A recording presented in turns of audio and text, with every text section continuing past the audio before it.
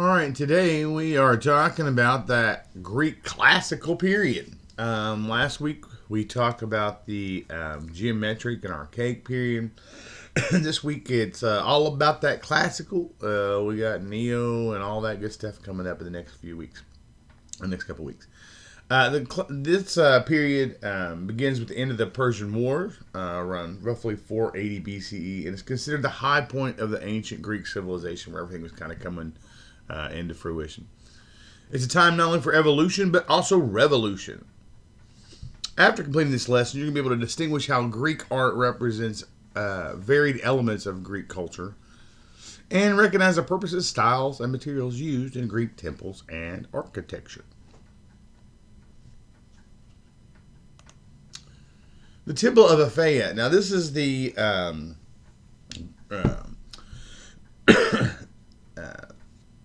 transitional structure. This is the answer to the number one question on your study guide. Is that transitional building between the classical and that archaic period. It has some of the characteristics of archaic, but we see the new characteristics of that classical period being introduced. Some of those transitional aspects, when you're looking for a couple of ways it represents the older styles, it's that roughly dimensions the same length ratio as the Temple of Hera, the same even number of columns and the same style of columns. They have these big smooth flowing capitals at the top of their columns. And so these are some of the characteristics, two of the characteristics, I should say, that show that transition from that archaic period into that classical period. But there are differences. The number of columns has changed. The cell contained 2 rows of columns running down each side, allowing for the center placement of the massive cult statue. Archaic temples like the Temple of Hera and Paestum had a single row of columns running down the center of the cella, splitting it in 2. So, we see the differences begin to make their way in and the changes, but it is reflective of that previous architectural style. The sculptural advancements also contrast the archaic and classical periods. Life-size sculptures depicting the war between Greeks and Trojans were placed in a variety of positions to fit the triangular space provided by the cornices. The sculptures of the West Pediment are the original works dating from around 490 BCE. The original sculptures of the East Pediment, however, were damaged and replacements inserted around 480 BC. The Dying Warrior at the East Pediment is evidence of the shift from the archaic smile, the frontal poses, and those Egyptian influences. The pose is more natural here. It's more complex. The facial expression reflects reality of a fallen warrior. Those real poses and those real expressions begin to be that mark of that classical period. Getting away from that stylized, little fake content smile and starting to move into that more realistic representation. The Temple of Zeus at Olympia. This is the first major architectural project undertaken by the Greeks after the Persian War. Temple of Zeus at Olympia, circa 478 BCE, marks the beginning of the classical structure. Olympia was another Panhellenic site to which all the Greeks would flock every 4 years in celebration of the Olympic Games. Designed to be by the architect Libon, the temple had 6 columns along short sides and 13 lengthwise. The columns of the peristyle stood as high as 3-story building, and the diameter of the large drums over 7 feet. Jeez, oh Pete. The temple was noted for the pediment structures of its pediment, the metopes, and the colossal cult statue of Zeus. The West Pediment housed the sculptural figures that stand, twist, bend, kneel, and lie on their sides in order to fill the space by the cornices, similar to the Temple of Athena. These are all life-size except the central figure of the god Apollo. And again, they make note of the bends, the twists, the kneels.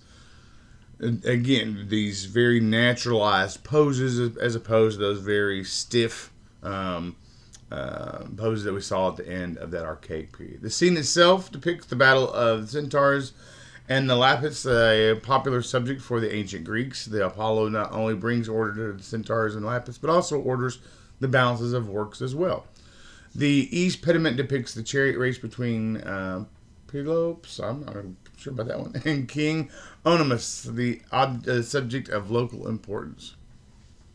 And again, you can say the more naturalistic. Now, we still see some of that archaic influence. While he is more naturalistic, this people rarely stand this tall. We don't have what we call the juxtaposition entered yet, where we'll see as transitions go, these shoulders become offset like men usually stand. We don't usually stand with shoulders completely square. The hips will be offset in the opposite direction. That's that juxtaposition when your shoulders go in one direction, your hips go in the other. But that's a style that hasn't, or a stylistic cue that hasn't really entered in yet. We still got that a little bit of archaic influence in those very sort of upright positions still. Even though they do show some of the bending and twisting, we're still not that purely naturalistic yet. The metopieces below the east and west pediments depict the 12 labors of Heracles, the 6 above the Parthenos, and the 6 above the Apostolomos, the subject choice.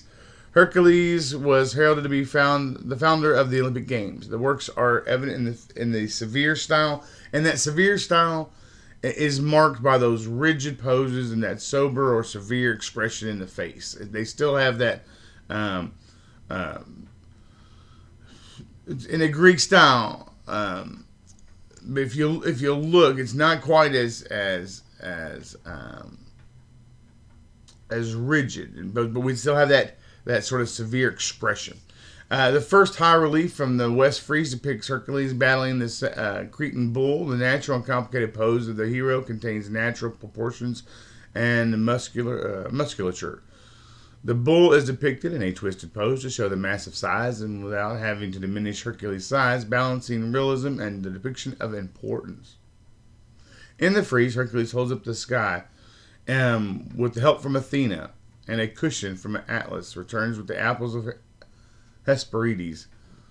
The triumph of the severe style over the archaic is evident. Compare Athena's simple dress to the elaborate garments of the archaic. Pepelos court, to use the naturalism of the detail, mark the departure from the archaic period and characteristics. And so again, we see the position here, the shoulders, the hips versus shoulders, hips very stiff. So we're starting to see the influence, the beginning of that more naturalism, the twist, the turn. We see this side of the body is elongated, the shortened side of this body is that body twist. Again, these are going to be more stiff, more rigid, if you will. The Greek High Classical period, after the Persian Wars, Athens became the most powerful and influential city of the Greek states. It's been elevated now to be essentially the leader of that area. And by the middle 5th century BCE, under the leadership of Pericles, the Athenians would rebuild their Acropolis, and that was raised by the Persians in 480 BC. The temple of Athena, the Parthenos, patron goddess of Athens, for whom the city was named, it was the Parthenon, 447 to 438 BCE. The Parthenon is absolutely awesome. There's a small one, I think, recreated down in Nashville, Tennessee. If you ever get down there, you can see a miniaturized version of it. It's really neat. The next work was the Grand Way to the Apocalypse, known as the Propylaea, begun in 437 BCE, but never finished due to the war between Athens and other Greek city-state, Sparta. You may have been familiar with that from a movie, I think, that came out, which broke out in 431 BCE. The Parthenon's architects were Ictinos and Callicrates. I don't know about that one. And Aphidius. And Aphidius was responsible for the architectural sculpture. Over 75 yards long and higher than 5-story building, the Parthenon is the largest Doric temple ever completed. The entire structure of the Parthenon is based on a controlling numeric ratio that can be expressed with the formula x equals 2y plus 1. For example, 17 columns lengthwise and 8 widthwise, and thus the ratio of columns is equal to 17 equals 2 times 8 plus 1. The length and width of the stylobate and the cello was, as well as the space between the columns and the thickness of the columns themselves, were all based on the same controlling ratio. And I'm trying to link here. 17 by 8. Yeah. Yeah, we used to 1.16 is how we remembered this in college as the golden ratio, 1 to 1.16. In other words, if and it's kind of I didn't realize that we had it kind of is a similar breakdown to this equation here.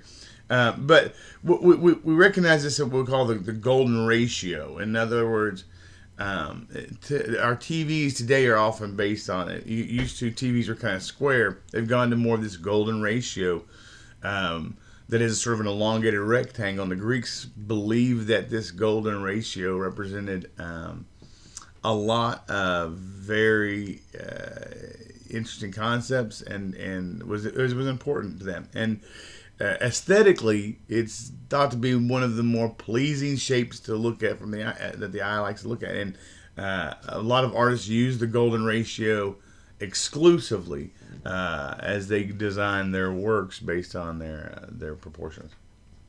The Parthenon, Ichthyonos, and Callicrates. I'm butchering that one. Callicrates. It's a tease for whatever it is. One of the signature structure of Athens to appear symmetrical and proportional at any distance. The style of its curve slightly upward from each side towards the middle, about 4 degrees, more or less. The columns also slightly lean in. Those at the ends have a diagonal inclination. The architecture, sculpture of the Parthenon included 92 metopes, a 524-foot long iconic frieze along the outside and the interior of the structure, larger than life pediments across the works. Now these are still in existence today in British Museum. After the beginning of the 19th century, Lord Elgin was the British ambassador to the Ottoman Empire, which the Greek was then subjugating. He used his position to convince the Ottomans to allow him to remove the sculptures from the Parthenon and transport them to Berlin. Lord Elgin is generally vilified in Greece, but the marbles have been perfectly preserved for nearly 200 years. This controversy is still resolved. Sounds like, if I do math very well, Britain has something to give back to Greece. Metopes. The common theme of Metopes was the triumph of civilization over barbarism. On the north side, the sack of Troy. On the south, the Lapiths and the Centaurs. On the east, Gigantum. I'm going to try that one. In the west, Amazonomachy, the battle between the legendary Athenian King Theseus and the Amazons. All represent the difficult fight and eventual triumph of order and civilization over barbarism. The Lapith and the Centaur Metope are the Centaur presumably grabs a hold of a Lapith's hair in order to strike him down with his weapon. But the Lapith reaches up to strike the Centaur. The relief sculpture is so high that it's nearly free from the wall or in the round. Remember, we've talked about this idea of relief. Relief being on a two-dimensional surface, but has a three-dimensional aspect where it comes out of that surface. Well, we saw what we call low relief through that archaic and that period where we saw just the beginnings of starting to feel the three-dimensionality of those two-dimensional surfaces coming out. Here we've got a real solid three-dimensionality. We've got space that's open behind the figure, which is now putting it what we call in the round or completely out, separated from that two-dimensional surface in the back. Oh my goodness, I should have done a pronunciation of this one. Erechtheion, which lies just across from the Parthenon, was a multi-purpose structure in the ancient times and a unique ancient Greek architecture because of its asymmetrical plan. Asymmetrical, what's that, man? That's crazy. So if things are the same on both sides, we call that symmetry or symmetrical. If they are different on both sides, if you were to kind of cut them in half, that would be asymmetrical. That's the type of symmetry that has. The lack of symmetry is because the plan had to incorporate several different existing shrines and sacred places under one roof. The building had to be constructed over 4 different levels since the area was considered sacred. The ground could not be raised to one unified level. So it's sort of a reaction to the environment around it that they're building on. The main purpose of the structure was to house the archaic wooden statue of Athena, which was the goal of the Panhellenic procession. Other important shrines included the tombs of legendary King Erechtheus and Kekarops. I'm telling you what, I would not make a good Greek. Poseidon's trident mark and Athena's sacred olive tree from the legendary contest between the gods. It's noted though for its overt ornamentation. Very ornamented. Lots of extra ornamentation. Some scholars believe that architects tried to compensate for the very un-Greek plan with the decorations such as the caryatides on the south porch. These are reproductions. The actual sculptures had to be removed because they were disintegrating from smog. Not to mention, we're looking at areas that have experienced war multiple times over and over again. So a lot of these famous buildings have been damaged throughout conflicts, throughout the history. Temple of Athena, Nike, small emperor-style temple that was built by Callicrates. I'm going to butcher that all through this lesson. And rests majestically on fortification overlooking the steep ascent to the Acropolis. The iconic frieze depicts the victory of the Greeks over the Persians in the Battle of Marathon in 490 BCE. Most famous sculptures associated with this temple are the works that decorated the parapet around the structure, including Nike adjusting her sandal.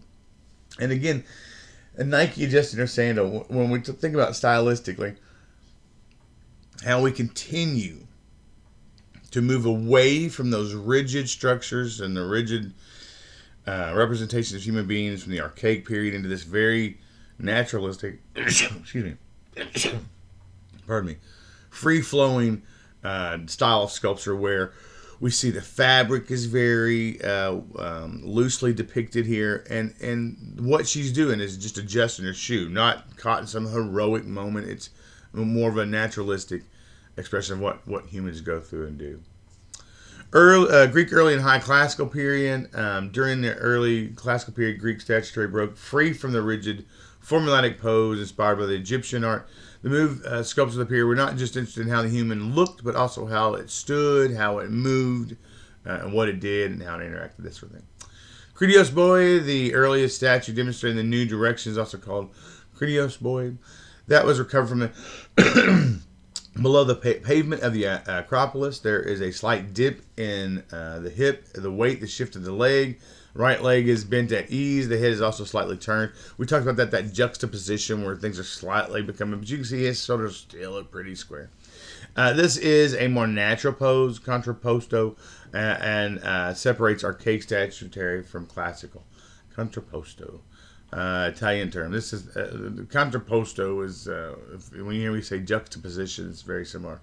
Charioteer, a bronze statue of the charioteer, which was part of a larger group, was recovered from Delphi and shows the right but indefinite progression from the innovation of the Kritios Boy. The head is turned a bit while the feet are pointed in opposite direction.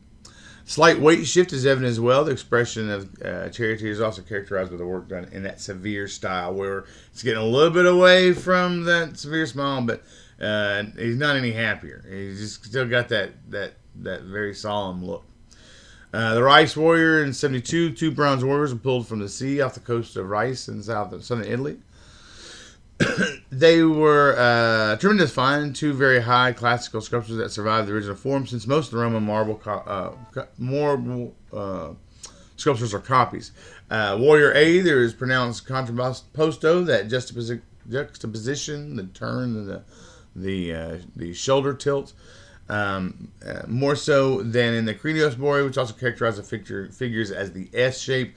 Head is also turned more, and the arms are striking free from the body, giving a sense of that natural motion. Again, as those sculptures evolved, we saw the arms move away from the body, not have to be stuck to it. The legs started developing space in between. And now we're starting to get more into this stylized where the shoulders are slightly at a tilt. So if you'll notice, the shoulders here, the hips go, this left side of the hip is a little higher than the right. This right shoulder is slightly higher than the left. And so when they say the S, what they're talking about is how the spine begins to develop this S with this curvature that's starting to happen in the sculptures. And you're going to see as we continue on, they become more pronounced. Almost all the sculptures are going to have some type of support here that's going to be part of the natural look of the sculpture that adds, if you've ever carved in sculpture in stone, you know it's easy to flaw if there's a crack in the sculpture. And so by having so much weight above thin legs, very often they created some type of support to help keep that sculpture erect. All right. Yeah, the extreme pronounced Contrapposto is perfectly ordered movement. The statue is achieved by the cross balance while the right arm and legs are relaxed. The left arm are tense, the head is turned to the right, and so forth. There we go. Vase painting. The Lekathos, also called the Achilles painter, was a multicolored composition of the white ground technique. In this technique, the vessels are coated with a thin layer of white clay. Then figures and designs are outlined in black and eventually filled with an array of colors. The white ground technique was considered a development, but the 5th century BC also saw revolutionary advancements in science and painting as well. Polygnotus, the first artist accredited as the force behind the revolution in Greek painting, although not one of his works survived, we know from ancient descriptions of his works that the Greek master dropped the idea from a single baseline and incorporated landscape elements into his compositions. And so single baseline meaning one sort of horizon line, on, if you will, on which everything was based on. And here we see that represented by this line underneath their feet there, so that little baseline.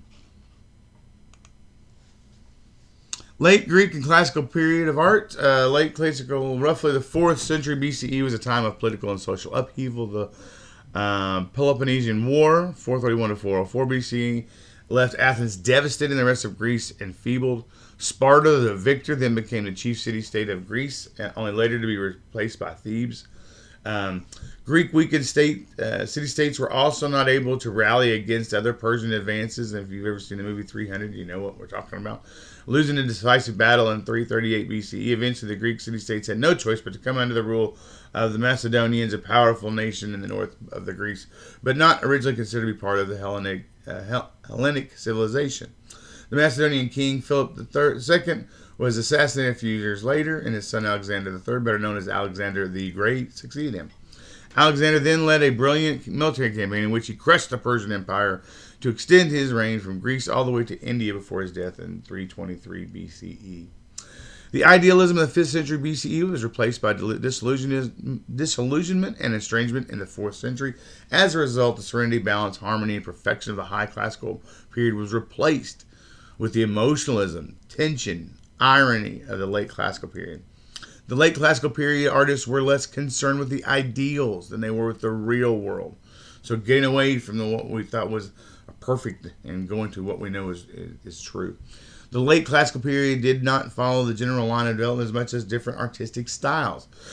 For the 4th century BCE was an age when artists, still reflecting on the same overall goals of the period, developed their own individualistic styles. Things start going in different directions for the first time. Two great masters of the age, Praxiteles and Lysopos, both expressed the emotionalism, tension, and irony of the late classical period in this individualistic way. All right, we're getting close. Hang in there, guys. We're almost done. Praxiteles' works are recognized for their grace, softness, sensuousness, and even dreamlike qualities. Excuse me. The Aphrodite of Cnidos represents Praxiteles' depiction of human form, not in an ideal manner, but in a more human-like manner. This is the first known female nude. Before Praxiteles, female nudes were relegated to pottery and depicted only as prostitutes or slave girls. In this, the Aphrodite stands disrobed over an amphora in preparation for a bath, humanizing her as a female and a god. The Hermes in the Temple of Hera at Olympia depict the gods as he teases the infant Dionysus by dangling grapes. Sensuality is conveyed through the blurred lines. And so we're looking here, at, again, look at that juxtaposition. Look how the shoulders turn, the hips. But the arms are completely freed. When we talk about there were often something that provides support, you see that they're sort of leaning on something. This again, you can see literally the necessity for connecting these just to make the they're working in marble. When we talk about the media that they were working in, and then the different stones that they're working in were they required that additional supports to be to live as long as they have, if you will. These works are also known for the tension and sculpture's reflection of the stability and balance. Lysippos also authored a new canon for human proportions, reflecting the paradigm shift of the age. This canon showed a similar smaller head, longer and lankier torso, limbs along with the loss of the definite divisions in the muscular, similar to Praxiteles' work. The great Hercules reflects the lack of idealism in the period through his representation. He looks worn out and exhausted, not ideal and perfect. He's tired. The tension of the hero's face is palpable, as well as the hand behind his back. The hero holds apples of Hesperides, and the lack of balance in another work is a departure from the Greek tradition. Again, if you look, he's not just symmetrically balanced. He's definitely got a big curve here. We talk about the S of that S shape that's developed. Really pushing that stylistic differences. The difference in presentation between the human figure Hercules and the early classical portrayal of Hercules from the Temple of Zeus. It's a completely serene in the face of tremendous hardship. Further supports this departure, having that again, this look, not that ideal look, but this very sort of tired look, representing that humanity. Painting. One of the major advances in the painting during the Greek classical period was the use of light. Artists used light in their works to reflect their fusion, reflections and shadows, and create depth in their composition. So understanding how light played on subjects was brand new. Most works did not survive the Roman copies. Roman copies of selected works are evident in the Greek works and will often be used when studying this period.